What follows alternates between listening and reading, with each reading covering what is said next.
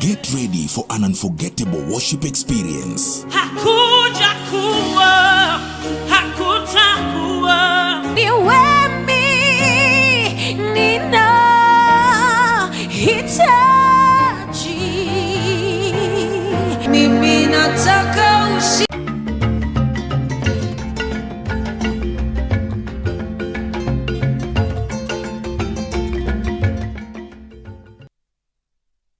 At Hope TV, this is where you look and you live.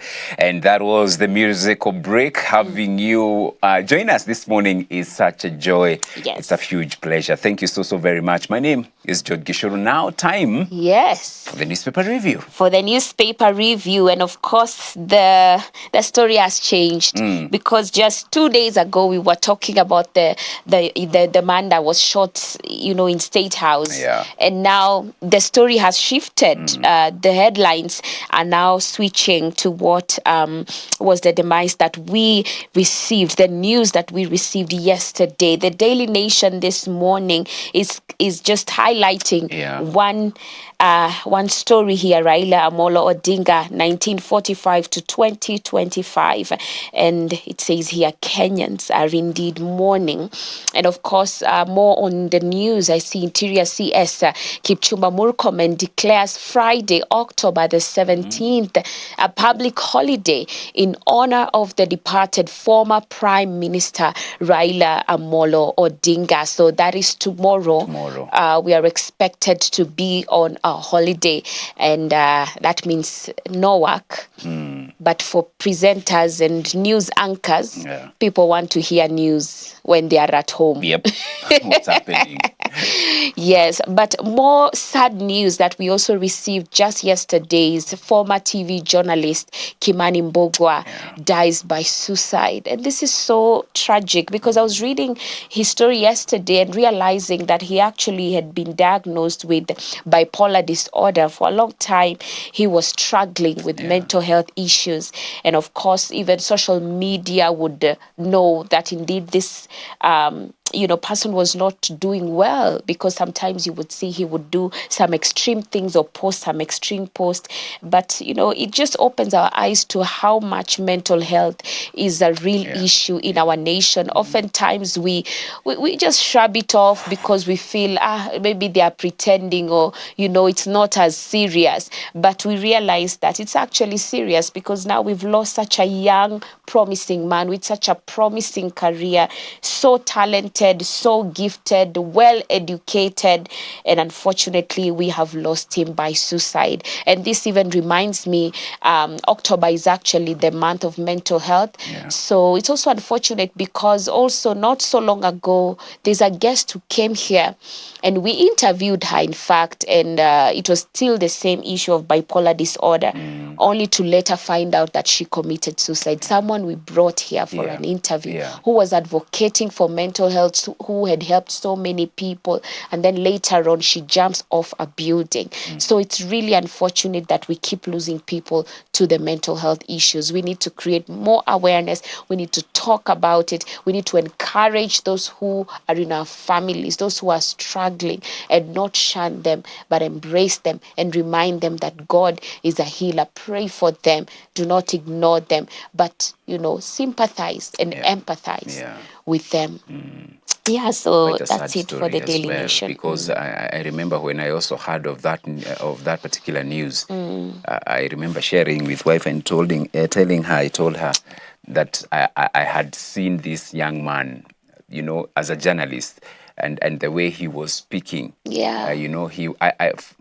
The sky was the limit for him. That's because true. He was very talented. The way he was reporting was very unique. There is a traditional way of doing reporting and doing things, but he was very unique. He was quite a gem, and seeing his life and the way it has ended was just tragic. Yeah. Very tragic. And again, just like the family of Baba, we also pray for comfort to Mbogwa's family as well. Yes, yeah. Oh, may God comfort these Yeah. families, because actually here it has well written that Mbogwa first honed his first broadcasting skill at Moore University's FM radio, where his talent and charisma quickly stood out. Later joined mainstream media, gaining recognition for his witty and engaging approach to entertainment and human interest stories. So it says here that the media personality's death follows years of struggles with mental illness, challenges that saw him in and out of rehabilitation and medical facilities. And we pray that we shall find peace even in our relationship with God, to know that He can heal all things. So let us not look at people who struggle with mental illness as people who are not really going through hard things. Yeah. Sometimes we cannot, if you're not understanding it, and if you're not there or you have not gone through it, you may not really understand. So we cannot judge. We can only embrace them. We can only pray for them and remind them that, they are still valuable in our nation. So I think I will just read like two more stories here on the Daily Nation. Ex-Minister John King's daughter alleges his will for 7 billion shillings estate was forged. And also, of course, still the story is all about Baba, and most news are covering that is on the Daily Nation. Yeah, so that's it for the Daily Nation. All right, let us shift gear and see what is being reported in the Standard newspaper. And the front page of the Standard newspaper, Enigma bows out, and there is a photo there of a smiling Raila Amolo Odinga waving, and that is the picture they have put on the front page of the Standard. And then the headline, Enigma bows out, the man, myth and legend.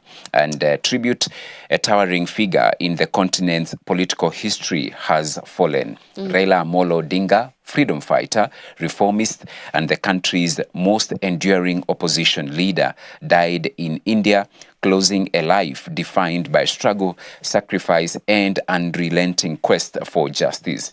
Raila was both revered and reviled, a restless, brilliant, mercurial force whose life was a constant duel between destiny and defiance. He led, fought, reconciled, and re-emerged time and again, a political phoenix in a nation that rarely forgives its own. Now, as the music fades, Kenya mourns the enigma whose silence leaves a huge void. And they have extensive coverage of that story.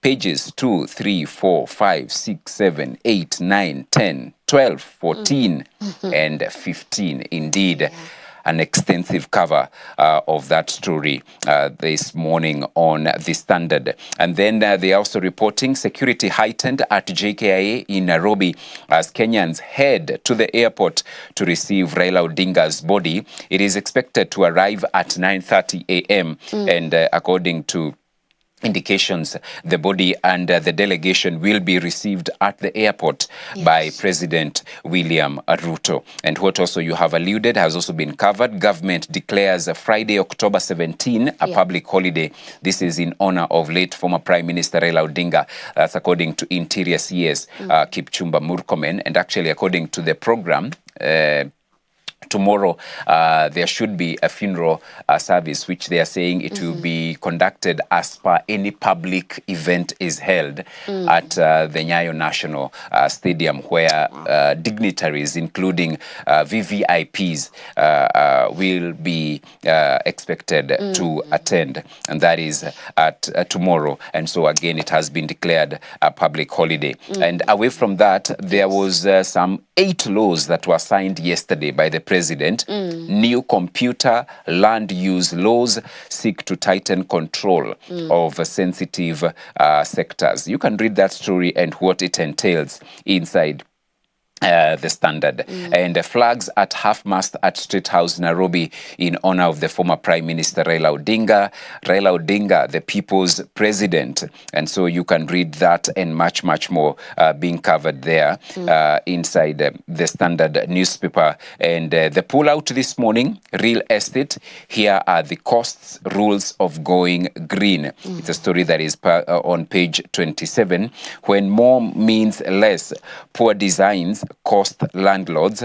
And then housing, state hires advisor to help monetize properties. That is what is being covered in the Standard newspaper this morning.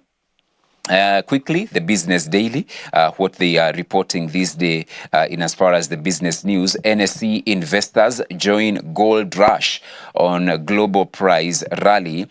Gold ETF at Nairobi bows jumps above 5,000 shillings. Local investors join global scramble for luxury metal. And still on the front page, there is a tribute to Raila Odinga, 1945 to 2025. Kenyans mourn the father of democracy. There is a special report and pictures on page 2 and 3. So you can read that. And then SMEs outperform large companies in tax payments. All right. Vodafone fights to exit Safaricom dispute with distributor.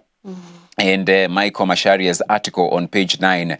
Legacy is not the art of surviving everything. It is the grace of knowing when to rest, when to release, and when to begin again. And so that is what is being covered, the Business Daily. All right, beautiful. And now we've come to the end of our newspaper review segment. It's time for us to pave way for the video of the day.